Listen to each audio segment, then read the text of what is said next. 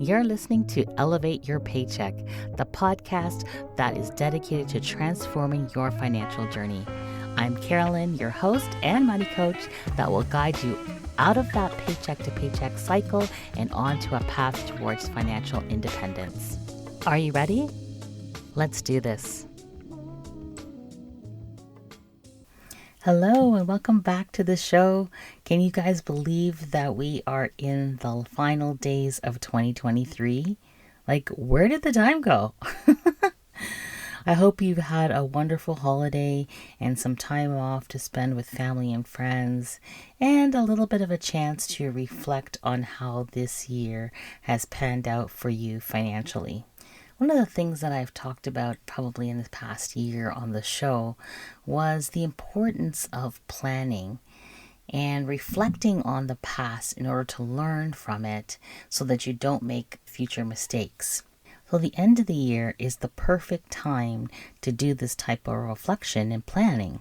So I thought I'd walk you through an exercise to create a strategy for 2024. Now, you can use this for your personal goals. You can use this for your financial goals. Really, it can apply to anything. Now, how many of you over the holidays did that last minute running around to find the final things that you needed? Now, if your hand is raised, then you're in company of a lot of people, including myself. So it doesn't really matter how much you plan. There's always something that you either forget or you just didn't include in your list. But you know what? That's okay. It's okay to deviate a little bit from your plan because life is like that. It's going to throw us unexpected turns and twists. But having that foresight as to the direction you want to go is really critical when you are talking about creating financial goals and reaching them. So to start this process and to get your mind going, I just pull out my calendar. I went straight back to January 2023 and I started to look at some of the events that happened. So as I was looking, I remembered some of the great interviews that we had on the show. I remembered the savings challenge that we ran, I think it was in February. I also worked with some fantastic clients who got great results. And so that was enjoyable to see, the different appointments I had booked throughout the year and to remember the progress that they made. And all of the webinars. There were so many webinars on different topics. And I remember the feeling of coming online and watching the people join in the events. And some were really packed with, I think the most this year was maybe like 50 people online, to really small ones where there was, just a handful, like 10 or so people. And just the engaging questions that they had and the feedback that you get from after you've done the presentation. And it really gave me a sense of accomplishment. And then there were the in-person presentations. That was a whole nother level. I enjoyed talking to people directly and really getting into their personal situation. And so the in-person presentations were quite different than a webinar, because in a webinar, I'm just talking on and on and on. But in person, people stopped and asked questions in between, and it's really interactive. And so I really appreciated that as well. And then this year, for the first time, I decided to have a quote unquote retreat. And right now I'm a team of one. So it was just me. It was really a time just to reflect and again, to plan out what I wanted to do in the following months. And then it was Financial Literacy Month. That was the most insane month for the financial moment. But again, I got to meet some great people, do a lot of presentations, met new clients. It was really just a whirlwind. So reflecting on all of that, I kind of put it in a column, like needs improvement or done really well. And I just kind of fleshed out where I could have made improvements on each one of those items, where I could possibly take something that went really well and duplicate that somewhere else. And that's kind of the idea of this brain dump, right? Just to get your ideas flowing so that you can really assess and see what are the good things and what are the things that need a little bit of work. So once you're done all of the reflective type work, you're going to head in to create some new financial goals. This is where you can think about what it is that you want to achieve, whether that be more free time with your family, aka vacation, or perhaps starting a new business, or changing jobs, or saving for your retirement. There's so many different things that people prioritized. And what we need to do is really create some realistic, achievable goals. And these goals need to be measurable, right? Because what we're going to do is we're going to take them and break them into little chunks. But more on that in a minute. So if you want more information on how to set up what we call a SMART goal, head way back to episode number 4, and I did a whole thing on how to create a SMART goal. But what a SMART goal means is it is specific, measurable, achievable, relevant, and time-bound, right? So you want your goal to include all of those components, because in order to do that, you're creating baby steps to get to the master goal. So head to episode 4 and you'll get a lot more information on what a SMART goal is. But once you got that down, then that's the second part of this process.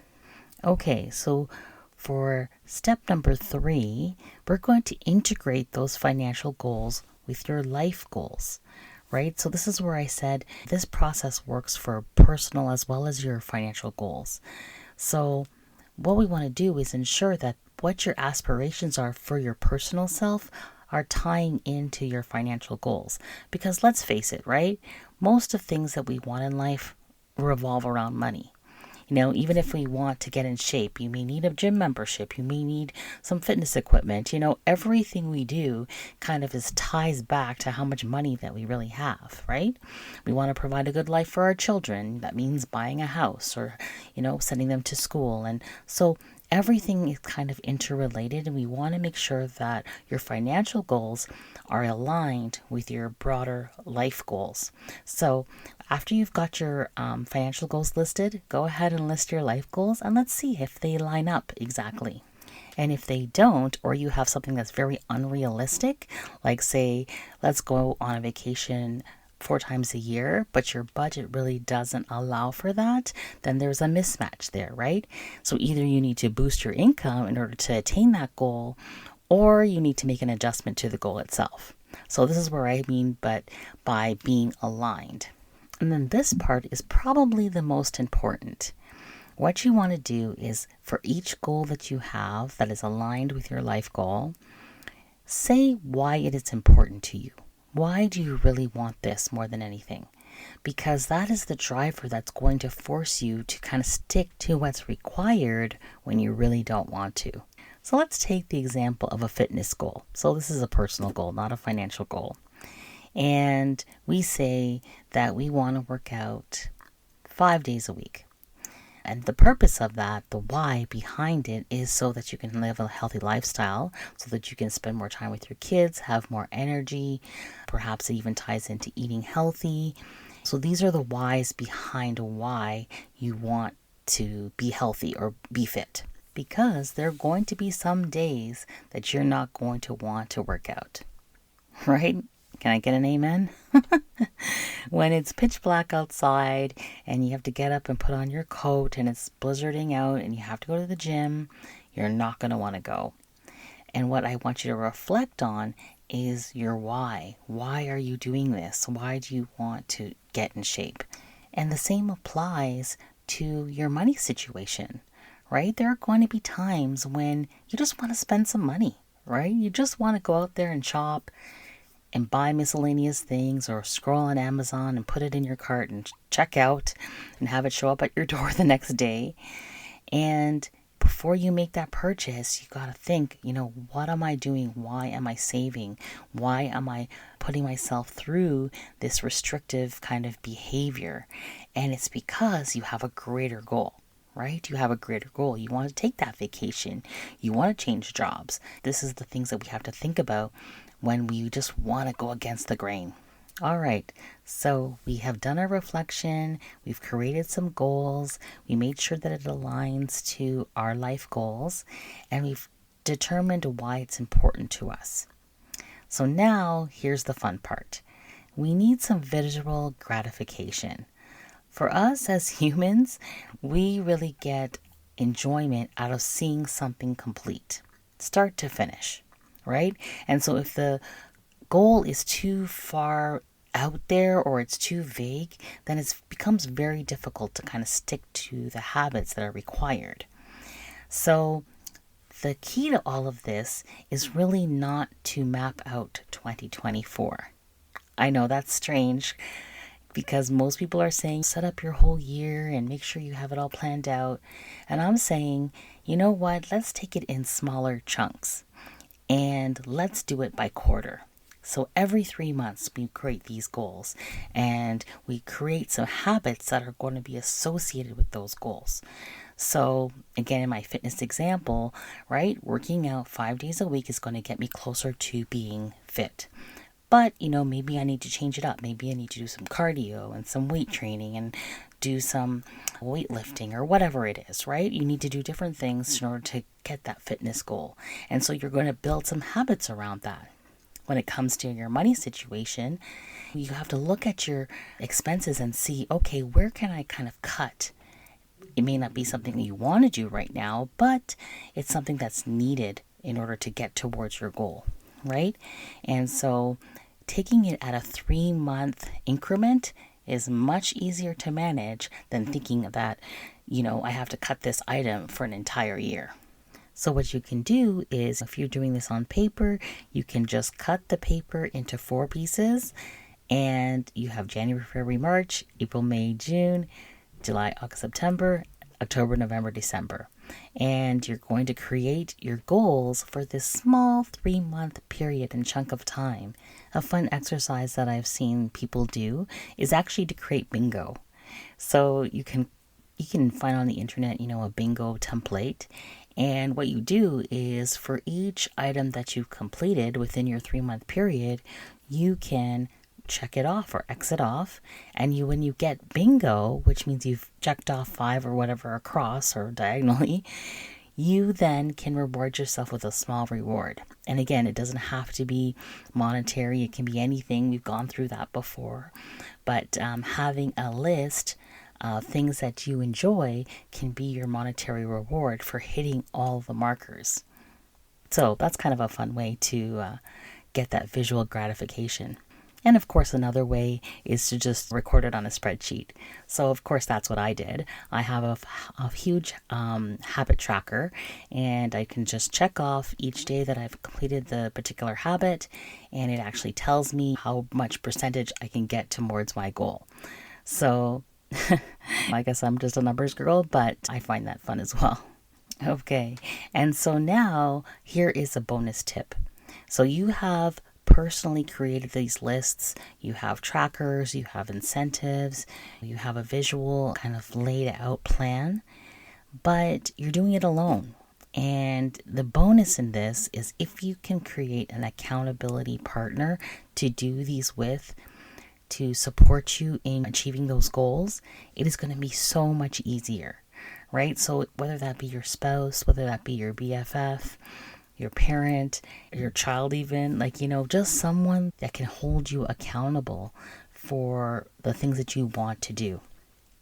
And of course, a coach, what's better than a coach to push you along, right? So just getting that accountability is really important, and it'll actually exponentially help you to reach that goal a lot faster. And that's the process. So if you're going to take on this exercise, find a time where you are in a comfortable space. Maybe it's your favorite coffee shop. Maybe it's just getting up early before all your family does. Just give yourself a little bit of time to do this. And of course, I have some tools to help you along in this process. So if you head to thefinancialmoment.com/SMARTGoals, SMARTGOALS, you're going to have access to my live training, a video training of me describing what a SMART goal is and how to create one. you're going to get a worksheet that you can actually fill in and complete with all the definitions and everything that you need to include. And then finally, I've also included my own personal habit tracker. And it's a Google Sheet, and you can just make a copy of it. It becomes yours, and it is a daily tracker where you can just check off everything that you want to do to get incrementally closer and closer to your goals. So I hope that's super helpful for you guys. Oh, I also wanted to leave you with some questions that are going to help you in your reflective time. Maybe there are things that you might not have thought about. And so I'm just going to read them through now. And I will also include them in the show notes just to make it easier for you if you'd like to print them out. So here we go. Number 1, what were my major financial achievements in the past year? Number 2, where did I encounter financial challenges and what strategies helped me to overcome them? Number 3, did I stick to my budget and were there any unexpected expenses that I didn't plan for? Number 4, what did you learn from your spending habits and where can you make adjustments to save more or spend more wisely? Number 5, did I make progress towards my savings goals and how can I enhance my savings strategies? Number 6, how can I improve my financial literacy and make more informed decisions in the future?